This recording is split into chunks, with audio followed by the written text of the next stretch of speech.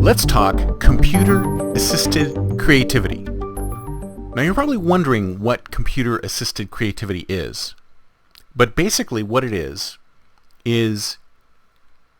machines, technology, helping us to be more creative. Now, years ago, I used to work at Yahoo. And one of the things that we did at Yahoo was look at the far, far future. One of the reasons why I became a futurist is one of the things I was doing at Yahoo was looking into the far, far future. And one of the things that we noticed that was starting to happen was that there were certain tools that were out there. I think Adobe Photoshop, and there was a few other tools that were doing this. What they were doing was they were taking what a human being was creating, and they were slightly improving it. And I forget what app it was, but it was basically an app. It was a drawing app. And the way the drawing app worked is that it could sense that you were attempting to draw a circle.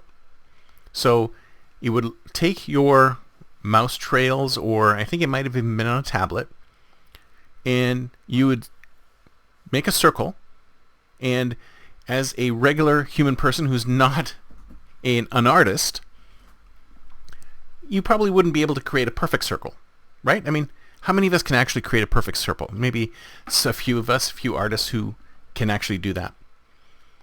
And what it did is it looked at what you were creating, and it looked at it and it assumed that you were trying to make a circle. So what it did is it took that leap and said, okay, he's trying to make a circle, so let's make it into a circle. So it detected that you were trying to make a circle, and it made it into a perfect circle. You were trying to draw a circle. The computer thought, oh, looks like he's trying to draw a circle. And it turned it into a circle. And there were a number of tools at the time, very simplistic. This is not AI. This is really early days, that were actually assisting individuals in taking something that was a little rough, was a little on the edge, but then turning it into exactly what the person may have wanted. Now, some people probably didn't want that. Some of the people who were better artists, who could actually draw things, might have said, well, I wanted to draw it like this. And it wouldn't work just on circles. It would also work on squares. It would work on cubes.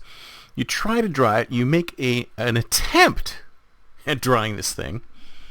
But then what would happen is it would take that and it would turn it into the thing. So let's say you were doing, I don't know, a flow chart or spreadsheet or whatever. Not a spreadsheet, but a flow chart.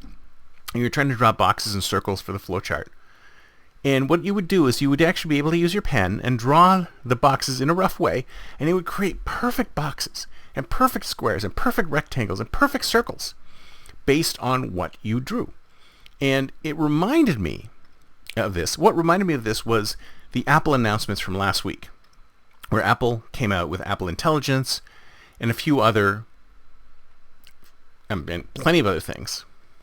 But the thing that I thought was very interesting was that there was one scene where it shows somebody trying to draw something in cursive or trying to write something in cursive. And then as the person was writing with a pen and writing it not 100% perfectly, but a little sloppy, it would come in afterwards and make it perfect handwriting. And I thought to myself, that's it. That is computer-assisted creativity. It isn't the machine taking over what we're doing. It's the machine enhancing what we're doing. And maybe that specific example was very simplistic. And the example I was telling you about years and years ago was also incredibly simplistic. But that's what's happening here. We're taking technology and we're using technology. We're applying technology to take our human creativity and turn it into something more, something better. And if you ask me, we're seeing that evolution today in generative AI. Generative AI is exactly that. It is computer-assisted creativity. It is AI-assisted creativity. It is taking somebody who doesn't know how to draw and helping them to create an image, a movie, a piece of text, a poem.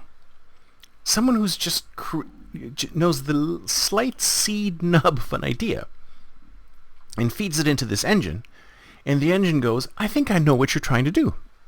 And it takes that and it builds it into something that actually has substance.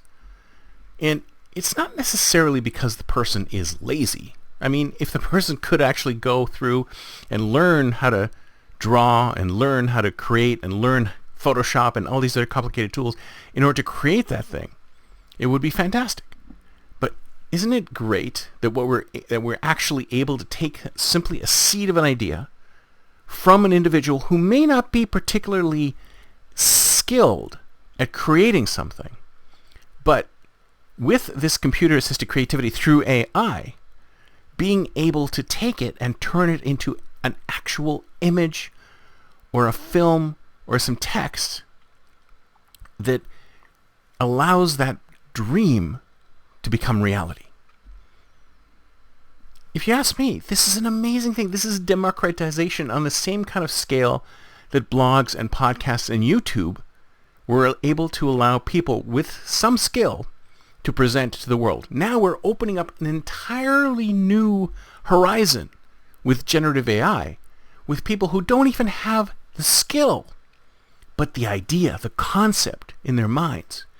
And they're able to create something out of that simple concept with this computer-assisted creativity, this AI-assisted creativity through generative AI, creating things that lay fallow before. They would never see the light of day. Now they're everywhere. Now, I'm not saying all of this stuff is good, but if you think about it, all of these ideas were hidden in people's brains and they never came out because of the skill level that the individual human required in order to get that out. And now, with AI, they can get it out. And we're seeing some amazing, amazing things. And I think this can only be great for the future of innovation. That's it for me for today. See you next time, and until then, don't forget to think future.